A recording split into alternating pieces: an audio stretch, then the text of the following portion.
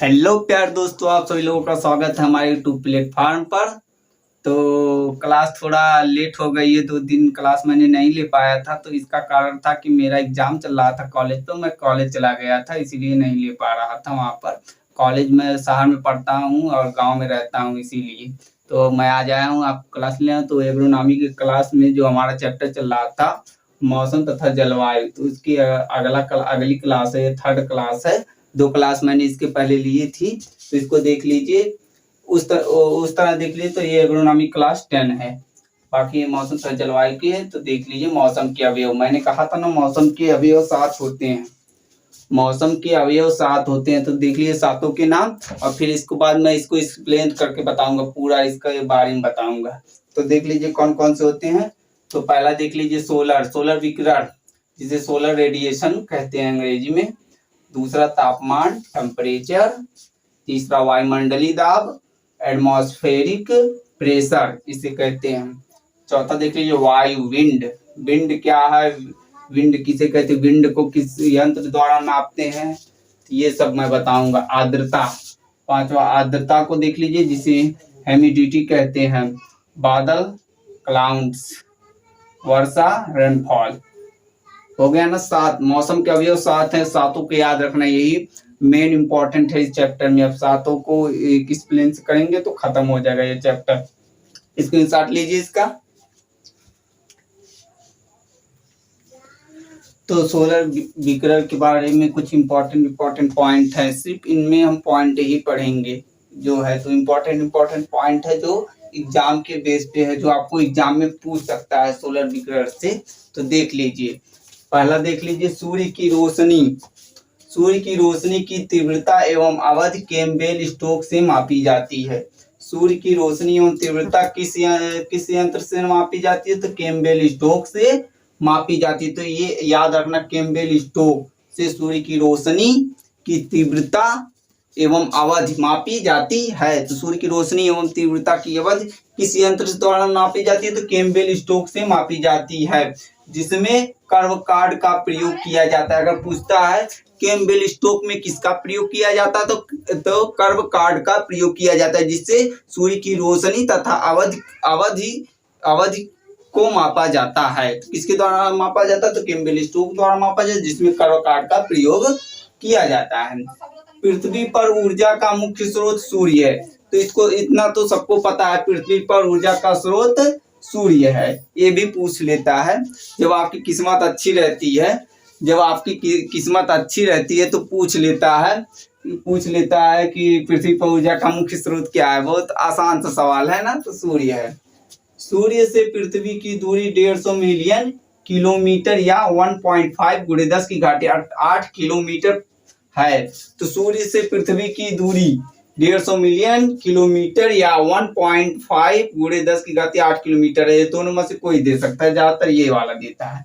तो दोनों को याद रखना, सूर्य की पृथ्वी की दूरी 150 मिलियन किलोमीटर है या 1.5 × 10⁸ किलोमीटर होता है। सूर्य से पृथ्वी के विकिरणों से आने के लिए लगने वाला समय 8 मिनट 20 सेकंड है। बहुत पूछता है, ये मेरे एग्जाम में पूछा था जब मैं 11th में पढ़ा था। तो मेरे 11th में जो फिजिक्स का अपना एग्जाम होता है उसमें पूछता है।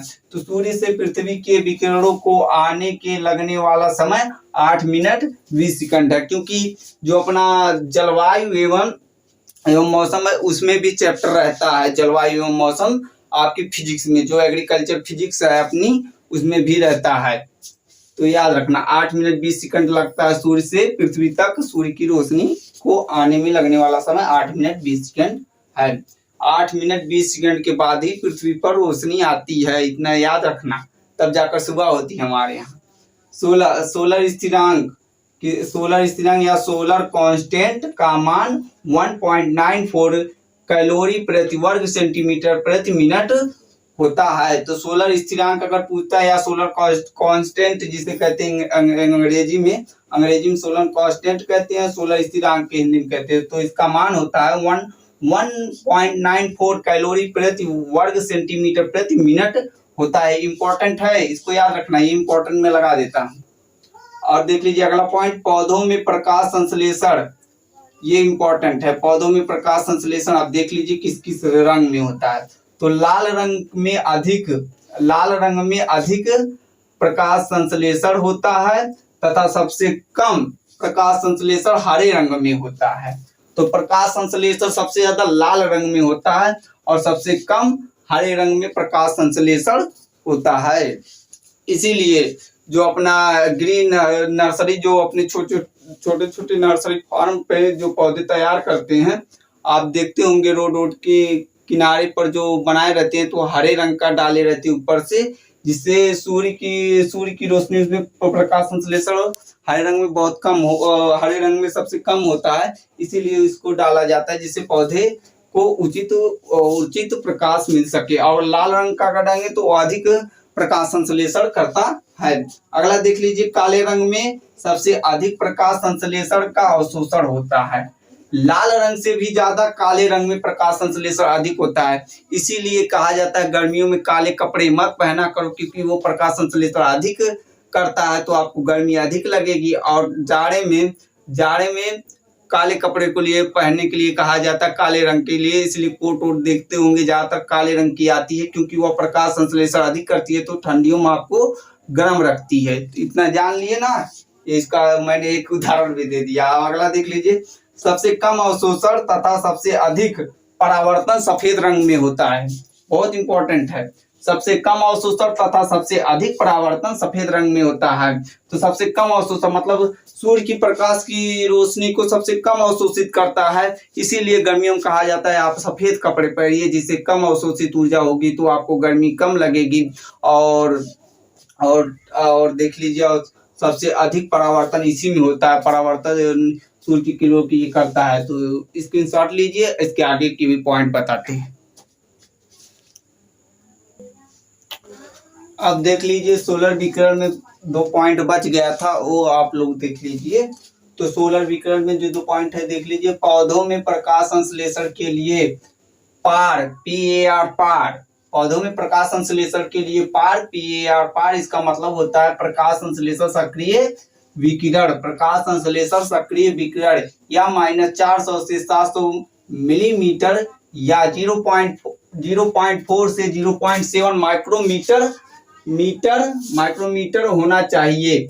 तो पौधों में प्रकाश संश्लेषण के लिए पार, PAR पार प्रकाश, जिसका मतलब होता है प्रकाश संश्लेषण सक्रिय विकिरण, जो -400 से 700 मिलीमीटर या 0.4 से 0.7 माइक्रोमीटर होना चाहिए।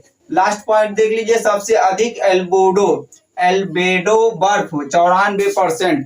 एल्बेडो बर्फ क्या होता है, तो आप जाकर क्रोम पर सर्च करिएगा एल्बेडो बर्फ, वो आपको दिखा देगा वहां पर इमेज आप सबको जरूरी है दिखना।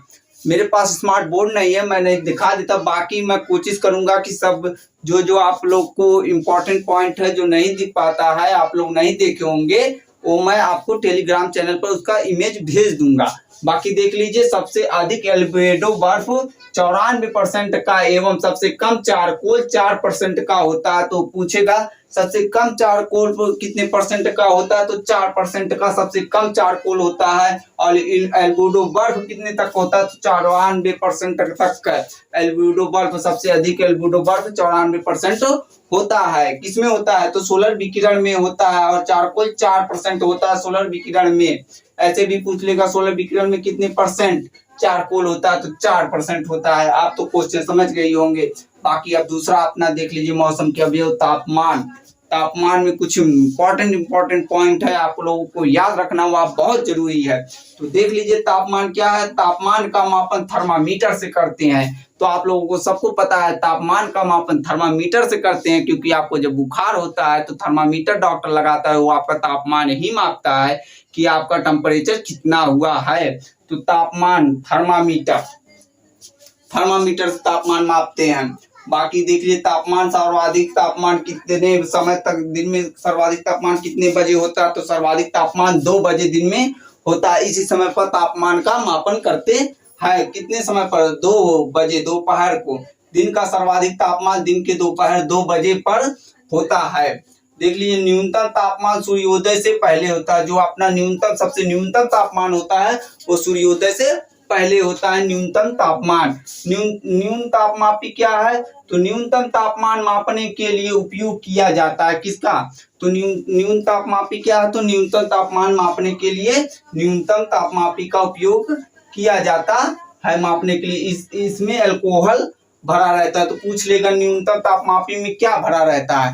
न्यूनतम तापमापी में आपका क्या भरा रहता है? तो अल्कोहल भरा रहता है। या सबसे कम न्यूनतम तापमान को मापने के लिए न्यूनतम तापमापी का उपयोग करते हैं।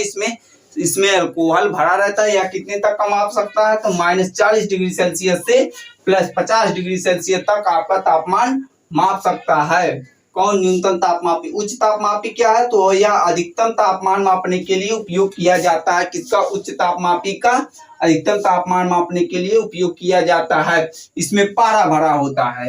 इसमें क्या भरा रहता है? सॉरी यार, कट गया, रुको लिख दिया। इसमें पारा भरा रहता है। तो इसमें पारा भरा रहता है। यह कितने तक माप सकता है? तो -35 डिग्री सेल्सियस से 55 डिग्री सेल्सियस तक तापमान माप सकता है। तो न्यूनतम तापमापी न्यून तापमान मापने के लिए प्रयोग किया जाता है। तो इसमें अल्कोहल भरा रहता है। या -40 डिग्री सेल्सियस से +50 डिग्री सेल्सियस तक माप सकता है। उच्च तापमापी अधिकतम तापमान मापने के लिए प्रयोग किया जाता है। इसमें पारा भरा रहता है। यह -35 डिग्री सेल्सियस से 55 डिग्री सेल्सियस तक माप सकता है। स्क्रीनशॉट लीजिए, इसके आगे का पॉइंट बताते हैं। अब हमारा देख लीजिए, कुछ पॉइंट बच गया था तापमान मापन, उसमें के देख लीजिए। तो उच्च तापमापी, न्यून तापमापी हम लोग पढ़ चुके थे। अब आ जाइए मृदा तापमापी। मृदा तापमापी क्या होता है? इसका प्रयोग कहाँ करते हैं? तो इसका प्रयोग मृदा का ताप ज्ञात करने के लिए किया जाता है। मृदा तापमापी से आपको पता ही लग रहा है, मृदा का ताप मापने वाला यंत्र मृदा तापमापी कहलाता है। इसमें भी पारा भरा होता है। उच्च तापमापी में भी पारा भरा होता है। तो मृदा तापमापी का प्रयोग मृदा का ताप ज्ञात करने के लिए किया जाता है। इसमें पारा भरा होता है। इसका बल्ब मुड़ा हुआ होता है। इसमें एक बल्ब लगा होता है जो मुड़ा हुआ होता है। यह 120 डिग्री सेल्सियस तक तापमान को माप सकता है। मृदा के 120 डिग्री सेल्सियस तापमान को यह माप सकता है। कौन? मृदा तापमापी। तो इसका बल्ब मुड़ा है। तो इसको आप जरूर सर्च करके देख लीजिए, मृदा तापमापी क्या होता है या सॉइल टेम्परेचर मापी यंत्र क्या होता है। तो ये बता देगा, उसका फिगर भी आपको दिखा देगा गूगल क्रोम पे या किसी भी वेबसाइट से सर्च करके देख लेना। सूर्य का तापमान कितना होता है? तो माइनस नहीं है जी, ये सूर्य का तापमान 6000 सेल्सियस होता है। सूर्य का तापमान कितना होता है? तो 6000 सेल्सियस होता है। पृथ्वी की सतह का औसत तापमान 15 सेल्सियस होता है, 15 डिग्री सेल्सियस होता है। कौन? पृथ्वी की सतह जिस पे हम चल रहे हैं उसका तापमान 15 डिग्री सेल्सियस होता है। औसतन होता है, घटता बढ़ता रहता है। औसत तापमान वो एक अंदाजा लगाकर बताया गया है। और सूर्य का तापमान 6000 डिग्री सेल्सियस होता है। पृथ्वी की सतह का औसत तापमान 15 डिग्री सेल्सियस होता है। अब देख लीजिए अगला पॉइंट, प्रकाश संश्लेषण के लिए उपयुक्त तापमान कितना होना चाहिए? प्रकाश संश्लेषण के लिए उपयुक्त तापमान तो 30 से 35 डिग्री सेल्सियस होना चाहिए। सॉरी, रुक जाइए, थोड़ा कट जा रहा है। तो प्रकाश संश्लेषण के लिए उपयुक्त तापमान तो 30 से 35 डिग्री सेल्सियस होना चाहिए। पोषक तत्व ग्रहण करने के लिए उपयुक्त तापमान 20 से 30 डिग्री सेल्सियस होना चाहिए। 20 से 30 डिग्री सेल्सियस होना चाहिए। किसके लिए? पोषक तत्व ग्रहण करने के लिए उपयुक्त तापमान 20 से 30 डिग्री सेल्सियस होता है। जो पोषक तत्व होते हैं, जो न्यूट्रिएंट अपना होता है मृदा में, वो पौधों को ग्रहण करने के लिए उचित तापमान होता है 20 से 30 डिग्री सेल्सियस होना चाहिए। -40 डिग्री सेल्सियस पर सेल्सियस तथा फ़ारेनहाइट का मान सेम होता है, मतलब समान होता है, बराबर होता है। तो कितने डिग्री सेल्सियस पर? तो -40 डिग्री। ये बहुत इंपॉर्टेंट है। ये आपकी केमिस्ट्री, फिजिक्स, आपका एग्रोनॉमी, सॉइल साइंस, इस सब में पूछ सकता है। -40 डिग्री से पूछ सकता है। सेल्सियस तथा फ़ारेनहाइट का मान किस मान पर समान होता है? तो -40 डिग्री सेल्सियस तापमान के मान पर सेल्सियस तथा फ़ारेनहाइट का मान समान होता है। -40 डिग्री सेल्सियस इसका भी आएगा, -40 डिग्री फ़ारेनहाइट में भी आएगा। निपेश शून्य, एब्सोल्यूट 0, इसका मान होता है 273 सेंटीग्रेड या सेल्सियस तक होता है। तो -273 सेल्सियस होता है कौन, निपेक्ष शून्य। अगला अपना देख लीजिए अब यह मौसम के, तो वायुमंडलीय दाब, एटमॉस्फेरिक प्रेशर। वायुमंडलीय दाब क्या है, तो इसमें 3 पॉइंट बहुत इंपॉर्टेंट है, आपको याद रखना जरूरी है। बैरोमीटर वायुमंडलीय दाब मापने के लिए उपयोग किया जाता है। बैरोमीटर क्या है, तो बैरोमीटर से आप वायुमंडलीय दाब को मापा जाता है। किस यंत्र से पूछ लेगा, वायुमंडलीय दाब किस यंत्र द्वारा मापा जाता है, तो बैरोमीटर द्वारा। या पूछ लेगा बैरोमीटर से किस चीज को मापा जाता है, तो वायुमंडलीय दाब को मापा जाता है। किसके द्वारा, बैरोमीटर के द्वारा। वायुमंडल, दूसरा पॉइंट देखिए, वायुमंडलीय दाब की इकाई कितनी क्या होती है, तो बार या पास्कल में वायुमंडलीय दाब को मापते हैं। बार या पास्कल में वायुमंडलीय दाब को मापा जाता है। किसमें, बार या पास्कल में। बार ये आपकी एक यूनिट है, बार या पास्कल में इसको मापा जाता है। किसको, वायुमंडलीय दाब को। किस यंत्र द्वारा मापते हैं, तो बैरोमीटर द्वारा मापते हैं। एक बार बराबर 1,00,000 पास्कल के बराबर होता है। एक बार बराबर 1,00,000 पास्कल के बराबर होता है। तो आप जान गए ना, स्क्रीनशॉट लीजिए। तो आज की क्लास यहीं पर समाप्त होती है। आपको क्लास कैसी लगी कमेंट सेक्शन के माध्यम से बताइए। अब आपकी क्लास रेगुलर चलेगी। हाँ, अगर मेरा एग्जाम बीच में आता रहता है, इसमें मेरा प्रैक्टिकल एग्जाम चल रहा है, इसलिए मुझे जाना जरूरी पड़ जाता है।